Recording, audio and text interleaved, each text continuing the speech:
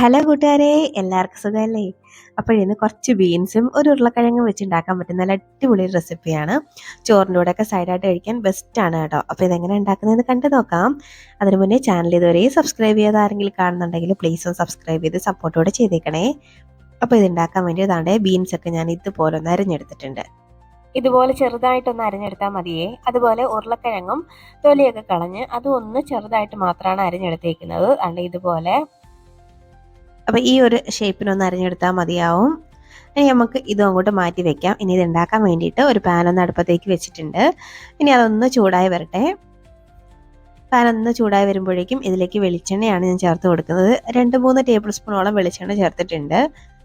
അപ്പോൾ ഈ വെളിച്ചെണ്ണ ഒന്ന് ചൂടായി വരുമ്പോഴേക്കും ഇതിലേക്ക് കുറച്ച് കടുക് ഒന്ന് ഇട്ട് കൊടുക്കാം. ഒരു 3/4 ടീസ്പൂണോളം കടുക് ഒന്ന് ചേർത്ത് കൊടുക്കുന്നുണ്ട്.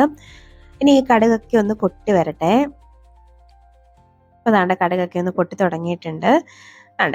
കടുകൊക്കെ നല്ലപോലെ പൊട്ടി വരുമ്പോഴേക്കും നമ്മളിവിടെ അരിഞ്ഞു വെച്ചേക്കുന്ന ബീൻസ് ഉണ്ടല്ലോ അത് ചേർത്ത് കൊടുക്കാം. ഇനി ഇതിലേക്ക് നമ്മൾ അരിഞ്ഞു വെച്ചേക്കുന്ന ഉരുളക്കിഴങ്ങും ചേർത്ത് കൊടുക്കണം. വളരെ പെട്ടെന്ന് ഉണ്ടാക്കിയെടുക്കാൻ, വളരെ സിമ്പിളാണ് കേട്ടോ ഉണ്ടാക്കിയെടുക്കാൻ, നല്ല ടേസ്റ്റുമാണ്. ഇനി ഇതിലേക്ക് ചേർത്ത് കൊടുക്കുന്ന ഒരു 1/4 ടീസ്പൂണോളം മഞ്ഞൾപ്പൊടി ചേർത്ത് കൊടുക്കാം. ഇനി ആവശ്യത്തിനുള്ള ഉപ്പും കൂടെ ഈ സമയം ഇട്ട് കൊടുക്കാം. ഉപ്പൊക്കെ കുറച്ച് കുറഞ്ഞാൽ നമുക്ക് പിന്നീടായാലും ചേർത്ത് കൊടുക്കാവുന്നതേ ഉള്ളൂ. ഇനി നമുക്ക് ഇതെല്ലാം കൂടെ നല്ലപോലെ അങ്ങ് മിക്സ് ആക്കി എടുക്കാം. ഈ ബീൻസ് ഒക്കെ കഴിക്കാൻ മടിയുള്ളവർക്ക് ഈ ഉരുളക്കിഴങ്ങും കൂടെ ചേർത്ത് ഉണ്ടാക്കുമ്പോഴേക്കും നല്ലൊരു ടേസ്റ്റാണ്. കഴിക്കാൻ അറിയാതെ അങ്ങ് കഴിച്ചു പോകും കേട്ടോ. അപ്പോൾ അതാണ്ട് ഇതുപോലെ ഒന്നങ്ങ് മിക്സ് ആക്കി എടുക്കാം. നിങ്ങൾക്ക് വേണമെങ്കിൽ ഈ ഉരുളക്കിഴങ്ങ് ആദ്യം ചേർത്ത് അതൊന്ന് വെന്ത് വരുമ്പോഴേക്കും ബീൻസ് ചേർത്താലും മതി. ഞാനിത് വളരെ എളുപ്പത്തിൽ എങ്ങനെ ഉണ്ടാക്കാം എന്ന് കരുതിയിട്ട് ഇങ്ങനെ ഒരുമിച്ച് ചേർത്ത് ഉണ്ടാക്കുകയാണ് കേട്ടോ. ഞാനിങ്ങനെ തന്നെയാണ് ഉണ്ടാക്കുന്നത്. ഇത് രണ്ടും ഒരുമിച്ച് വെന്തെന്ന് കരുതിയിട്ട് ബീൻസ് കുഴഞ്ഞു പോവുകയൊന്നും ഇല്ല കേട്ടോ. അപ്പോൾ ഇനി നമുക്ക് ഈ ഉരുളക്കിഴങ്ങും ഇതൊക്കെ വെന്ത് വരാൻ കുറച്ച് വെള്ളത്തിൻ്റെ ആവശ്യമുണ്ട്. അതുകൊണ്ട് വെള്ളവും കൂടെ ചേർത്ത് കൊടുക്കാം.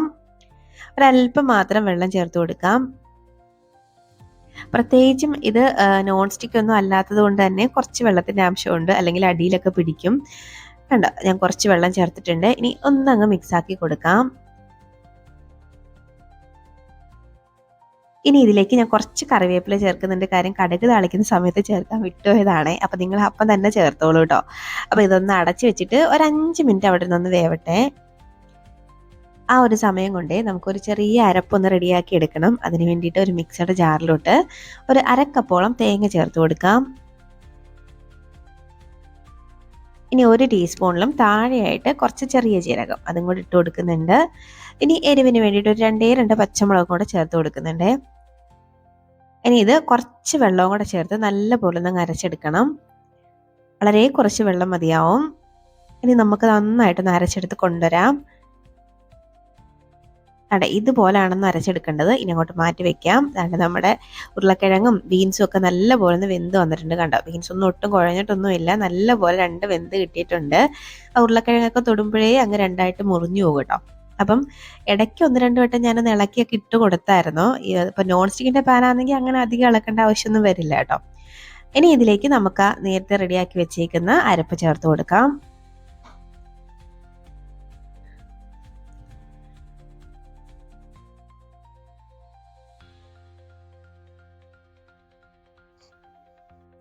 അരപ്പെല്ലാം ചേർത്തിട്ട് വീണ്ടും നല്ലപോലെ അങ്ങ് മിക്സാക്കി എടുക്കാം.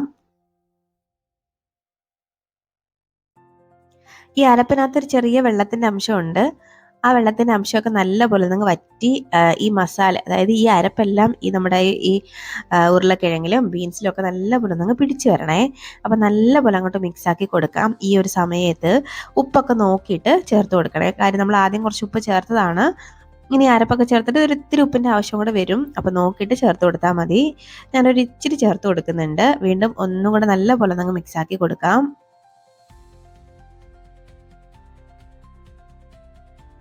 ഇനി ഇതെല്ലാം കൂടെ മിക്സ് ആക്കിയിട്ട് വീണ്ടും ഒന്ന് അടച്ചു വെച്ചിട്ട് 2 മിനിറ്റ് ലോ ഫ്ലെയിമിൽ ഒന്നും കൂടെ ഒന്ന് കുക്ക് ചെയ്യണേ.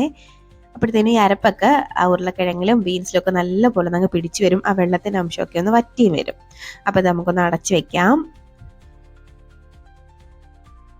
ഇപ്പോൾ അതാണ്ട് ഒരു 2 മിനിറ്റ് കഴിഞ്ഞിട്ടുണ്ട്. നമ്മൾ ടേസ്റ്റി ആയിട്ടുള്ള നല്ല അടിപൊളി ഒരു തോരൻ ഇവിടെ റെഡി ആയിട്ടുണ്ട്. നല്ല ടേസ്റ്റിയാണ്. അപ്പോൾ ഇത് രണ്ടും ഇതുപോലെ നിങ്ങൾ ട്രൈ ആക്കി നോക്കിയിട്ടില്ലെങ്കിൽ ഉറപ്പായിട്ടും ട്രൈ ആക്കി നോക്കണം. നല്ലൊരു കോമ്പിനേഷനാണ് കേട്ടോ. ഇത് ചപ്പാത്തിയുടെ വേണമെങ്കിലും കഴിക്കാം, നല്ല ടേസ്റ്റിയാണ്. അപ്പോൾ നല്ല ടേസ്റ്റി ആയിട്ടുള്ളൊരു തോരനാണ് കേട്ടോ. അപ്പോൾ ഉറപ്പായിട്ടും നിങ്ങൾ ഉണ്ടാക്കി നോക്കിയിട്ട് നിങ്ങളുടെ അഭിപ്രായം കമൻറ്റ് ബോക്സിൽ പറയാൻ മറക്കരുത്.